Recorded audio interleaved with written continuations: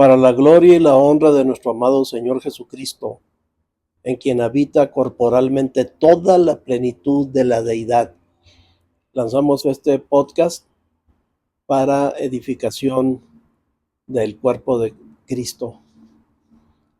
En esta ocasión vamos a continuar con el Evangelio de las inescrutables riquezas de Cristo, como vienen narradas en el Evangelio de Pablo. Estamos en Efesios. Adelante, hija. Efesios capítulo 2. Y Él os dio vida a vosotros, cuando estabais muertos en vuestros delitos y pecados, en los cuales anduvisteis en otro tiempo, siguiendo la corriente de este mundo, conforme al príncipe de la potestad del aire, el espíritu que ahora opera en los hijos de desobediencia, entre los cuales también todos nosotros vivimos en otro tiempo en los deseos de nuestra carne, haciendo la voluntad de la carne y de los pensamientos, y éramos por naturaleza hijos de ira, lo mismo que los demás. Pero Dios, que es rico en misericordia, por su gran amor con que nos amó, aun estando nosotros muertos en pecados, nos dio vida juntamente con Cristo. Por gracia sois salvos. Nos dio vida juntamente con Cristo. No aparte de Cristo, no nos dio otra vida, sino nos dio vida juntamente con Cristo cuando lo resucitó de entre los muertos. Y todo porque es rico en misericordia, no porque hayamos hecho un acto de contrición y de arrepentimiento y así de religiosidad. Al contrario, Dios aborrece la religión y la religiosidad peor. ¿Quién demanda eso de vosotros? Dice allá en el Antiguo Testamento, las vanas ofrendas y todo eso. Bueno, el camino de Caín, que algún día volveremos a encontrarlo aquí, te lo tenemos en el resto del podcast, en otros capítulos, pero va a ser conveniente que retomemos el camino lo que vemos del camino de Caín, que es la religión. En fin, aquí el Señor nos dio vida juntamente con Cristo. Por eso decimos que aparte de salvarnos de ir a la condenación eterna, la separación con Dios eterna, aparte de ello, que es el Cristo que se predica generalmente a los incrédulos, y es correcto, porque los incrédulos pues muy a duras penas van a sumarse a esto, y si es necesario llevarlos a que acepten al Señor Jesucristo para salvación. Pero una vez ya estando acá entre nosotros, es necesario que crezcamos en la fe, es decir, en la visión, y no quedarse con la noción del Cristo escueto y escaso, no el Cristo escueto, no, la escueta visión acerca de Cristo, porque Cristo es el mismo ayer y hoy por los siglos, y es recargadísimo de todo tipo de bendiciones y de poderes que tiene el Señor desde siempre. Entonces, quien lo acepta con todo ese acúmulo de toda la plenitud de la deidad y de todo lo que Dios le agradó reunir en Cristo, todo, no nada más el aspecto de Salvador, que es para los incrédulos lo principal y lo más importante que se les muestra, pero ya estando acá entre nosotros es necesario crecer, consumir viandas espirituales fuertes, ya no la leche espiritual del inicio. Entonces esto incluye de que nos dio vida, es que aparte de salvación nos dio vida, pero no esta vida biológica, esta se va a acabar de todas maneras, como ya hemos visto. No se trata de esta vida, afortunadamente no es esta vida a la que se refiere, porque pues esta es finita, en unas cuantas décadas y se acabó. No, estamos hablando de vida ilimitada, de vida sin elemento de tiempo siquiera. Le llamamos eterna pues para que nuestra comprensión lo capte de esa manera, pero es que eterno es un concepto de tiempo. Y sin embargo, en el ámbito espiritual no existe el tiempo ni el espacio. No hay ninguna limitación de ese tipo, pero a nosotros nos ayuda que se le diga vida eterna, porque pues nos va dando una noción de qué se trata, ¿no? Bueno, ese tipo de vida es a la que se refiere, que nos dio vida, cuando dice nos dio vida juntamente con Cristo. Imagínense nomás la maravilla. ¿Y cuándo fue eso? Cuando estábamos nosotros en nuestros delitos y pecados, cuando estábamos en la carne, cuando éramos el hombre natural, el hombre sin espíritu, el hombre muerto. Así que esto es parte pues del Evangelio de Pablo, de las inescrutables riquezas de Cristo. Inescrutables, ya vimos que no se pueden escrutar de tantas que son. No es posible contabilizarlas, ni siquiera contabilizarlas, mucho menos escrutarlas, que es algo infinito. Adelante, fraterno. Y juntamente con él nos resucitó, y asimismo nos hizo sentar en los lugares celestiales con Cristo Jesús, para mostrar en los siglos venideros las abundantes riquezas de su gracia en su bondad para con nosotros en Cristo Jesús. Porque por gracia sois salvos, por medio de la fe, y esto no de vosotros, pues es don de Dios, no por obras, para que nadie se gloríe, porque somos hechura suya, creados en Cristo Jesús para buenas obras, las cuales Dios preparó de antemano para que anduviésemos en ellas. Por tanto, acordaos de que en otro tiempo vosotros, los gentiles en cuanto a la carne, erais llamados incircuncisión por la llamada circuncisión hecha con mano en la carne. En aquel tiempo estabais sin Cristo, alejados de la ciudadanía de Israel y ajenos a los pactos de la promesa, sin esperanza y sin Dios en el mundo. Aquí, aunque todas las personas dirían, no, yo sí tenía Dios, yo iba ahí a mi religión todos los domingos y ahí desde niño me llevaron y todo. Pero eso es estar sin Dios, porque pues no opera, son ídolos, son negocios pues los que hay. Generalmente acá en nuestro país, pues sería el catolicismo, que es una nada, de todas maneras estar sin Dios. Y yo creo que es como estar bajo cero de Dios. Ojalá nada más no estuviéramos sin Dios, pero no en el catolicismo, porque eso es como ya de plano estar abajo del nivel, porque digamos, un ídolo, pues cómo va a ser Dios, es la antítesis, es lo contrario a Dios. Entonces estábamos sin Dios y sin esperanza en el mundo, pues nada más deambulando aquí, tratando de encontrar algún sentido a la vida humana y claro, luchando por la subsistencia también, pero estábamos pues desprovistos de esta gracia que se nos manifestó en su debido momento por la misericordia de Dios.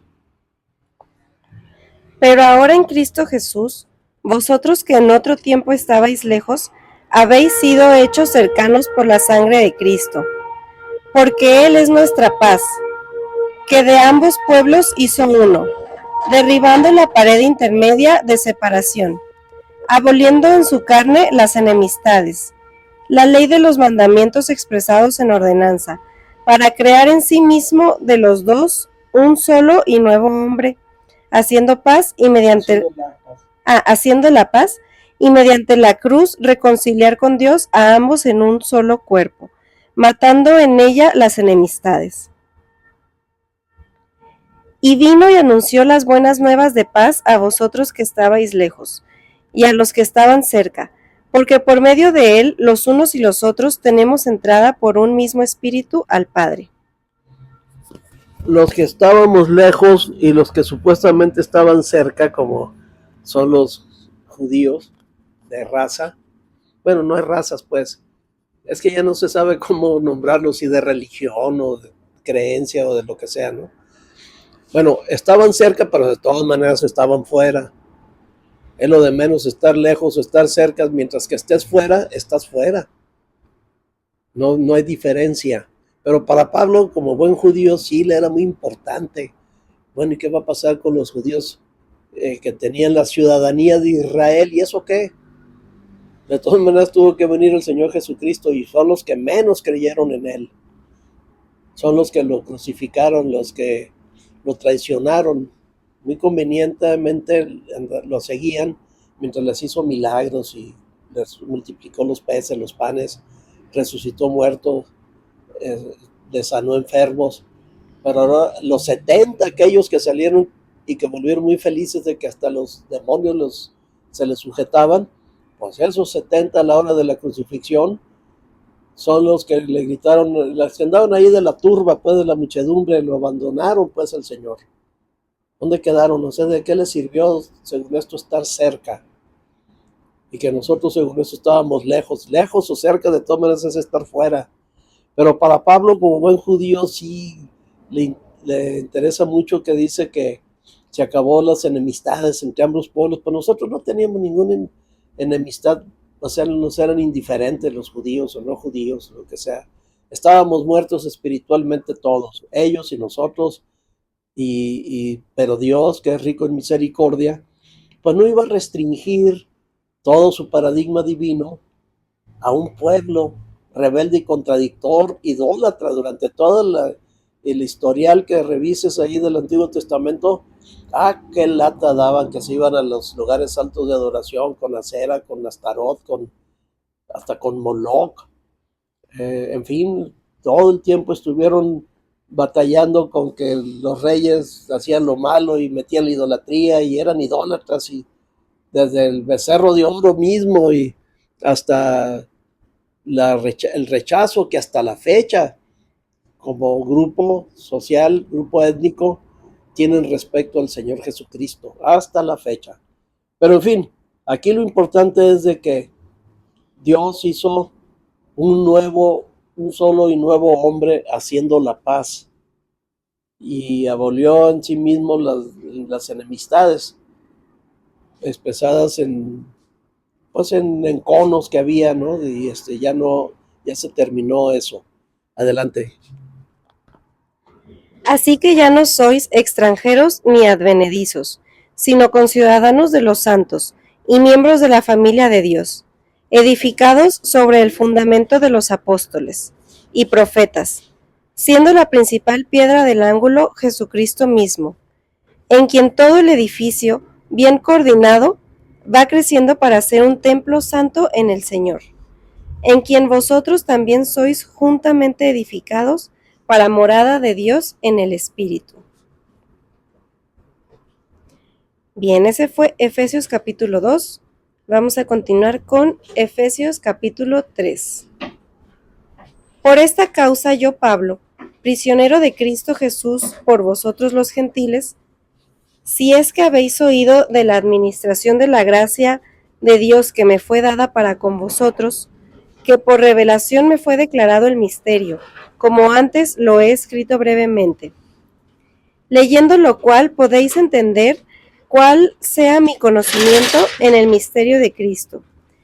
Misterio que en otras generaciones no se dio a conocer a los hijos de los hombres, como ahora es revelado a sus santos apóstoles y profetas por el Espíritu, que los gentiles son coherederos y miembros del mismo cuerpo, y copartícipes de la promesa en Cristo Jesús por medio del Evangelio, del cual yo fui hecho ministro por el don de la gracia de Dios que me ha sido dado según la operación de su poder.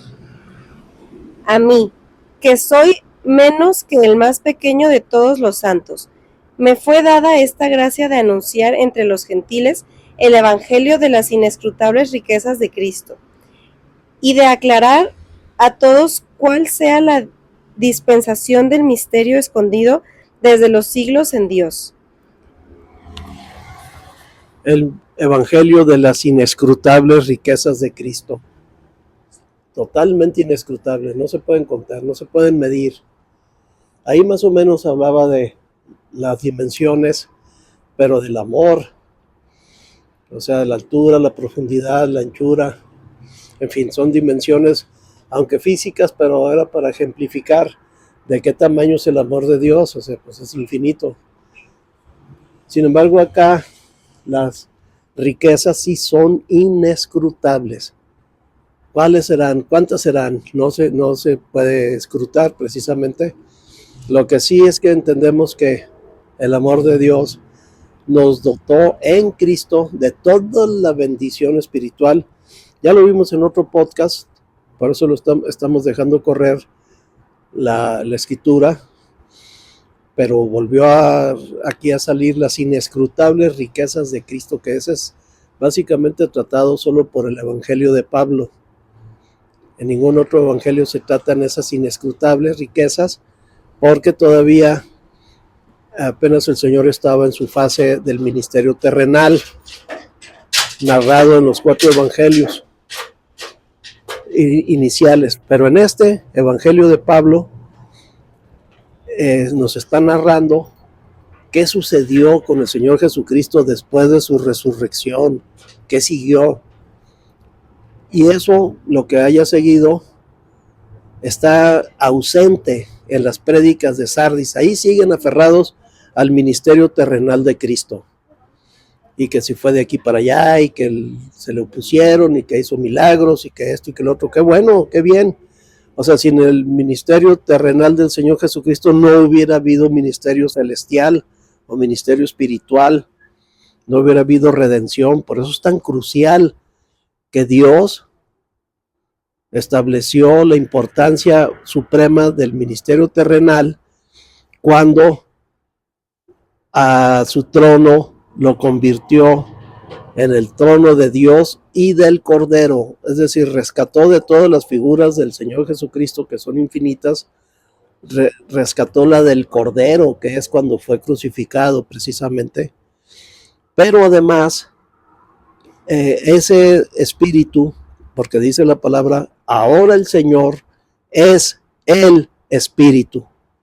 Y claro que dice, y donde está el Espíritu del Señor, ahí hay libertad, que es a donde se enfocan. Ahí en Sardis, cuando las veces escuches tú, ahora el Señor es el Espíritu, y donde está el Espíritu del Señor, ahí hay libertad. Eso es lo que enfatiza en la parte final.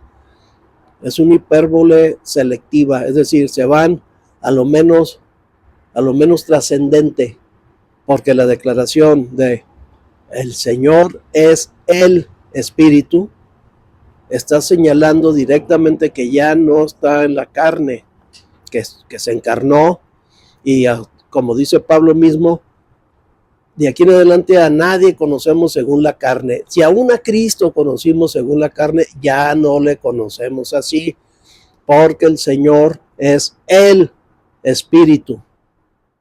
Y sí añade, y donde está el Espíritu del Señor, ahí hay liberación, que es la hipérbole selectiva, donde se van a la libertad. Donde está el Espíritu del Señor, ahí hay libertad. No, aquí lo trascendente es la declaración de que el Señor es el Espíritu. ¿Cuál Espíritu? Pues es que son muchos. El Espíritu testificante, porque nos testifica junto con nuestro Espíritu de que somos hijos de Dios. El Espíritu que nos engendró, ¿verdad? El Espíritu divino, el Espíritu vivificante con el cual nos dio vida, y así el Espíritu guiante, que es el Espíritu Santo que nos guía toda la verdad. Total, no vamos a terminar de darle contenido al Espíritu que ahora el Señor es, que es lo trascendente y es lo diferente del Evangelio de Pablo. Aquí está tratando de Cristo, sí, pero en su faceta más rica, la abundante, porque dice que yo le he venido a que tengan vida y vida en abundancia. ¿Cuál abundancia? Pues de todas las inescrutables riquezas con que Dios lo saturó, lo dotó, lo llenó, y ese es el que ingresa en nosotros, precisamente así. Bueno, la noción de ese Cristo rico es la diferencia. Cristo es el mismo, lo reciban los evangélicos o lo reciba quien lo reciba, Cristo es el mismo, está completo. El asunto es la noción que tenemos acerca de Cristo, qué fue lo que recibimos cuando nos convertimos a Él. Que creó todas las cosas, para que la multiforme sabiduría de Dios sea ahora dada a conocer por medio de la Iglesia y los principados y potestades en los lugares celestiales, conforme al propósito eterno que hizo en Cristo Jesús nuestro Señor, en quien tenemos seguridad y acceso con confianza por medio de la fe en Él. Por lo cual pido que no desmayéis a causa de mis tribulaciones por vosotros, las cuales son vuestra gloria. Por esta causa doblo mis rodillas ante el Padre de nuestro Señor Jesucristo, de quien toma nombre toda familia en los cielos y en la tierra. Aquí tenemos una hipérbole que viene desde cuando Dios le prometió a Abraham: en ti serán benditas todas las familias de la tierra. Aquí vuelve a aparecer, y ya se descubrió, se declaró que la manera en que iban a ser benditas todas las familias de la tierra en Abraham no era necesariamente en él como individuo, como habíamos dicho, sino en su descendiente, en su descendencia, que es Cristo, porque es en Cristo en donde son benditas todas las familias de la tierra, porque es el que nos trajo salvación, liberación, vivificación y vida, o sea, vida eterna, pues vida divina. Entonces aquí en esto que acabamos de leer se comprueba pues cómo hay continuidad entre el Antiguo y el Nuevo Testamento. Para que os dé, conforme a las riquezas de su gloria, el ser fortalecidos con poder en el hombre interior por su espíritu, para que habite Cristo por la fe en vuestros corazones, a fin de que, arraigados y cimentados en amor, seáis plenamente capaces de comprender con todos los santos cuál sea la anchura, la longitud, la profundidad y la altura, y de conocer el amor de Cristo que excede a todo conocimiento, para que seáis llenos de toda la plenitud de Dios. Conocer a Cristo que excede a todo conocimiento, para que seamos llenos de toda la plenitud de Dios. ¿Qué es eso? Llenos de, no puede ser, no va a caber Dios en nuestro espíritu, en el espíritu de cada uno de nosotros. Que seamos llenos de toda la plenitud de Dios. ¿Qué es eso? O sea, es que estamos oyendo aquí del Evangelio de Pablo. ¿Alguien se ha puesto a recapacitar cuál será toda la plenitud de Dios? Y el conocimiento que excede a todo conocimiento, porque no, como ya habíamos visto, no es un conocimiento intelectual, sino un conocimiento vivencial de espíritu a espíritu. Es un sabor, es un saber que proviene básicamente de el conocimiento que nos habla aquí, es experiencial, no experiencial, porque ya habíamos visto que una experiencia es algo que ocurre afuera de nosotros y luego es capaz de movilizar nuestros sentimientos y pensamientos y actitudes y voluntades y demás. No, esto actúa en el interior, es una operación invisible, totalmente espiritual, con la cual somos llenos de toda la plenitud de Dios, toda. Entonces, ¿qué ando haciendo yo escuchando mensajes en Sardis en donde están centrados en el hombre? Qué lata dan con que tú y Dios tiene un plan para tu vida y no sé qué tanta cosa. Yo todavía los escucho en el YouTube de repente, digo, no, bueno, no salen, no evolucionan, porque hay tres entes a los cuales se puede atender cuando uno escudriña las escrituras. Está el ente divino, o sea, Dios, está el ente humano y está el ente diabólico. Bueno, pues hay quien pone su énfasis en Satanás, por ejemplo, los pentecostales, como trataban más de Satanás casi que de Cristo, y echar demonios, y bueno, era todo, porque es más morboso y tiene mucho más clientela eso, ¿no? Pero luego la mayoría en Sardis están centrados en el hombre, en el ser humano, porque también eso deja, o sea, a la gente le interesa a la misma gente, no Dios, que Dios, no, pero en Filadelfia estamos centrados en Dios. Sí, todo lo demás pues es añadidura. Aquí el principal, el dueño de la empresa, el dueño del proyecto, del paradigma, pues es Dios. Entonces, y luego Dios nos dice que como parte de su propósito eterno, que es llevar a muchos hijos a la gloria, pues ya nos adelanta aquí para que seamos llenos de toda la plenitud de Dios. Y está en línea con las palabras de que de su plenitud, cuando hablando de Cristo el Señor, de su plenitud tomamos todos, y gracia sobre gracia. Y a todos se nos dio a beber de un mismo espíritu. Ven cómo es absoluto Dios, todo, todos, todo. No anda con medias tintas. Para que seamos llenos de toda la plenitud de Dios. Quiero que recapaciten en esas palabras, que se las repitan. Fueron halladas tus palabras y yo me las comí, dice la palabra misma. Para que seamos llenos de toda la plenitud de Dios. Increíble, ¿no?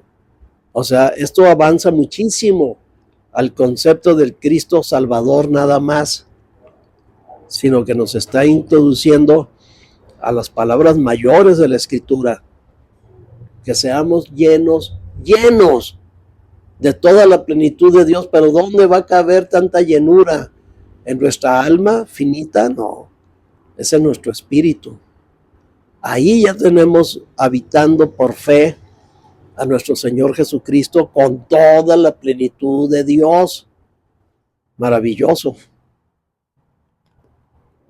Y aquel que es poderoso para hacer todas las cosas mucho más abundantemente de lo que pedimos o entendemos, según el poder que actúa en nosotros. Y a Él sea gloria en la Iglesia en Cristo Jesús por todas las edades, por los siglos de los siglos. Amén. Terminó el capítulo, vamos a ver cuál sigue. Sigue Efesios capítulo 4. Ajá. Vamos a iniciar el capítulo 4. Efesios capítulo 4. Yo pues, preso en el Señor, os ruego que andéis como es digno de la vocación con que fuisteis llamados, con toda la humildad y mansedumbre, soportándoos con paciencia los unos a los otros en amor, solícitos en guardar la unidad del Espíritu en el vínculo de la paz. Un cuerpo y un espíritu, como fuisteis también llamados en una misma esperanza de vuestra vocación. Un Señor, una fe, un bautismo, un Dios y Padre de todos, el cual es sobre todos, y por todos, y en todos. Pero a cada uno de nosotros fue dada la gracia conforme a la medida del don de Cristo, por lo cual dice, subiendo a lo alto, llevó cautiva la cautividad, y dio dones a los hombres.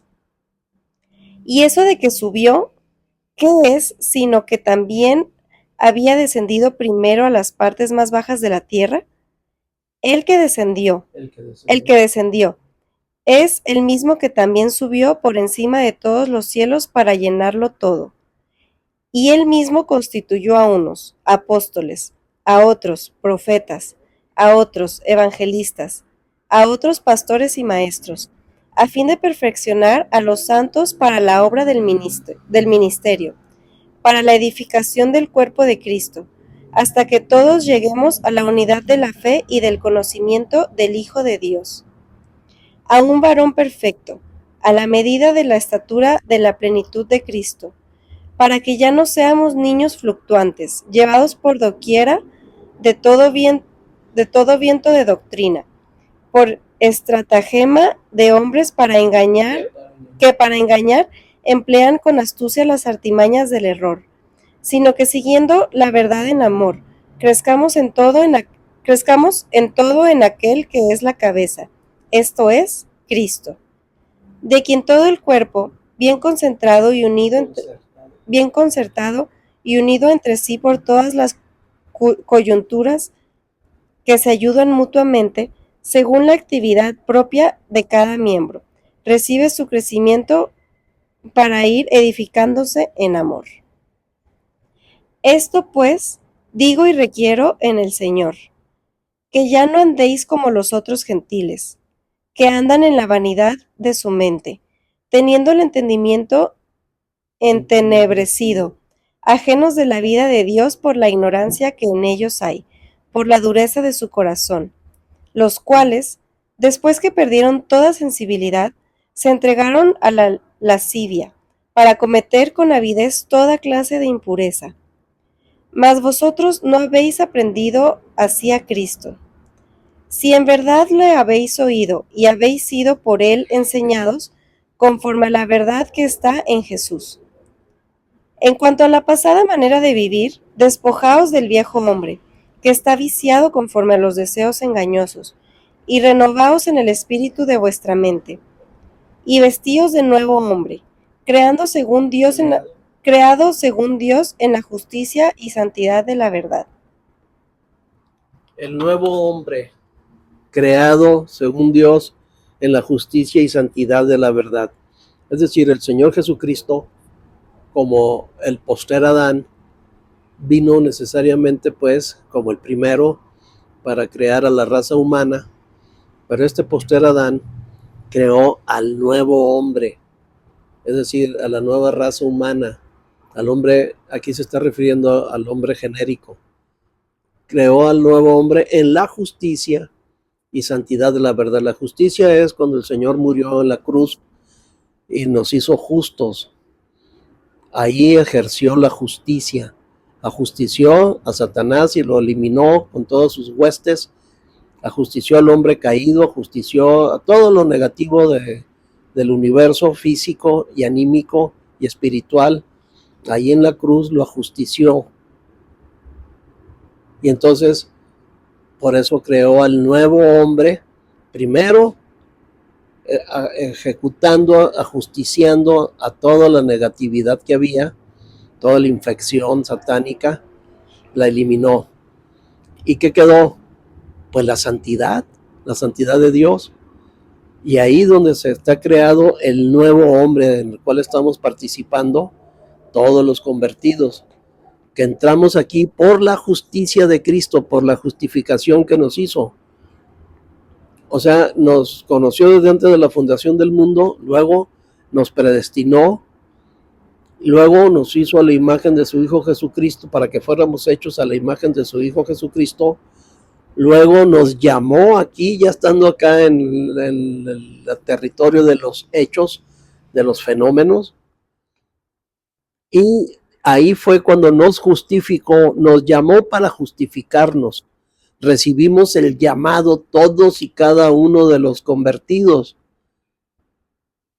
¿El llamado para qué? Pues para ser santos, para que el Señor nos santifique, para que el Señor a través de su justificación, habiéndole pagado al Padre con su sangre derramada y con su muerte, pagando por la deuda que tenemos por nuestros pecados, con su duro flagelo, como dice en Isaías, molido fue por nuestros pecados y herido por nuestras rebeliones, pero muerto por nuestro pecado.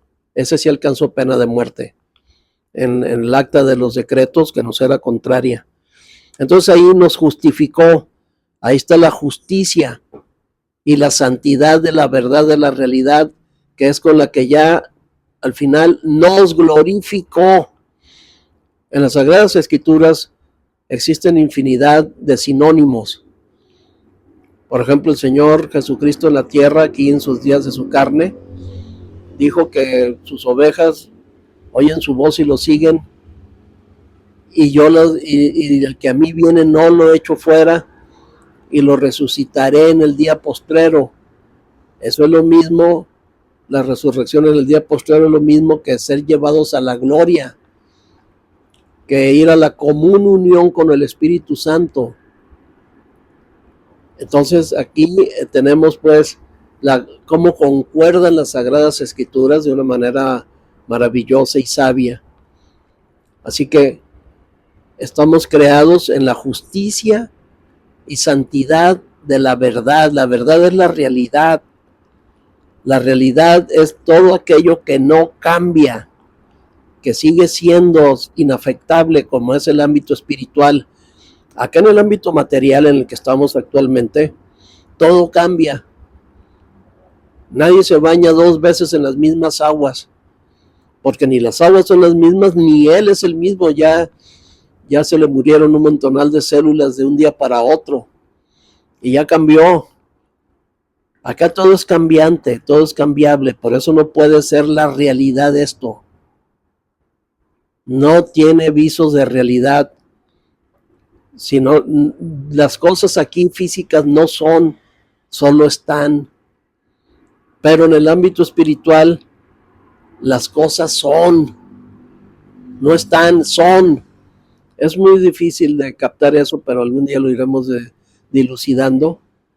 En la justicia y santidad de la realidad, es que accedimos a la realidad espiritual mediante que el Señor nos haya justificado con su sangre y con su muerte efectiva y su resurrección, con la cual nos dio vida, y luego nos fuimos en su ascensión gloriosa, una ascensión maravillosa, traspasando todos los cielos y todas las esferas, la biosfera, la psicosfera, porque aquí en el mundo está lleno de pensamientos de todo tipo. Es como una nata, así que ataca al individuo de ideas en libros, en películas, en canciones, en manifiestos, en lo que sea. Está lleno de ideas, de la psique pues humana, produce y produce y produce mitos y demás. Y pesan sobre el individuo porque lo empieza a normar desde niño. Bueno, pues traspasando incluso eso, llegamos allá a hacer, porque nos fuimos en Cristo, o sea, nos unimos. La identificación del creyente con Cristo inicia desde que el Señor se encarnó. Y todo lo que Él padeció, lo padeció por nosotros. Él cumplió la ley, la cumplimos nosotros. Dios nos cuenta como cumplida la ley a nosotros porque la cumplió el Señor. Él es el Hijo del Hombre, el representante de todos nosotros. Y morimos con Él en la cruz. Y resucitamos con Él porque nos dio vida juntamente con Él. Y fuimos ascendidos juntamente con Él, como estamos viendo aquí. Y traspasamos todas las esferas, todos los cielos, y llegamos a estar sentados a la diestra del Padre. Nos exaltó al Señor Jesucristo y a nosotros en Él, porque somos su cuerpo, somos su plenitud, somos su complemento. Y es maravilloso porque nos fuimos, este nuevo hombre, independientemente de que se juntaron judíos y gentiles, eso es cosa menor. Pero a Pablo sí le da mucha importancia porque él era judío, ¿no? Y ellos sí creían que, bueno, se creían como una cosa estirpe aparte, especial, como si sí fueran santos. Pues eran idólatras, igual que todos los pueblos, ¿verdad? Revisen la historia, ahí en el Antiguo Testamento.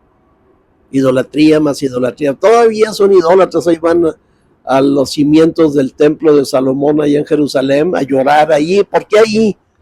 Porque es un motroco físico, es una idolatría, pues.